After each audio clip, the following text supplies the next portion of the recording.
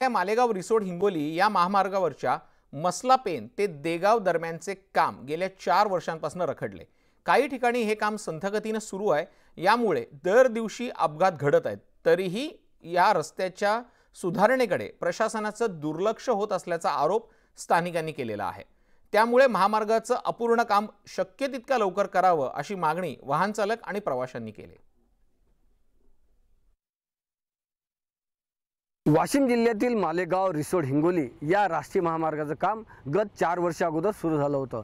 मात्र या महामार्गावरील जो मसलापेन किनखेड देगाव दरम्यानचा जो काही महामार्ग आहे त्याचं काम अद्यापही रखडलेलंच आहे। या महामार्गावर आतापर्यंत कितीतरी अपघात झाले असून अनेकांनी आपले प्राण गमावले आहेत, तर कित्येक जण कायमचे जायबंदी म्हणजे गंभीर जखमी झाले आहे। या महामार्गाचं काम करण्यासाठी अनेकदा जो राष्ट्रीय महामार्गाचा सार्वजनिक बांधकाम विभाग आहे त्यांनी देखील प्रयत्न केले, मात्र काही अडथळे आल्यामुळे हे काम रखडल्याचं संबंधित अधिकारी सांगतात।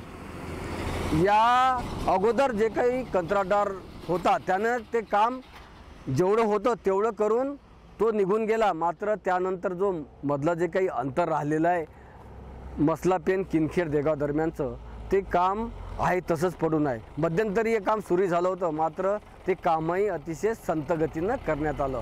दर दिवशी या महामार्गावरून जाताना अनेक दुचाकी चालकांचे अपघात होत आहेत आणि यामध्ये कित्येकांचे जीवही गेले। मात्र शासन प्रशासनानं याची गंभीर दखल घेण्याची आवश्यकता आहे। तसेच जे काही शेजारील ग्रामस्थ आहे यांनी हा महामार्ग होण्यासाठी मदतीची गरज असल्याचं संबंधित विभागाच्या अधिकाऱ्यांनी सांगितलं। किमान आता तरी या महामार्गाचं ज्या भागातील रखडलेलं काम आहे ते पूर्ण करून होणारे अपघात टाळण्याची मागणी अनेक वाहन चालकांकडून करण्यात येत आहे। किशोर गोमाशे, न्यूज 18 लोकमत, लिंगा, वाशिम।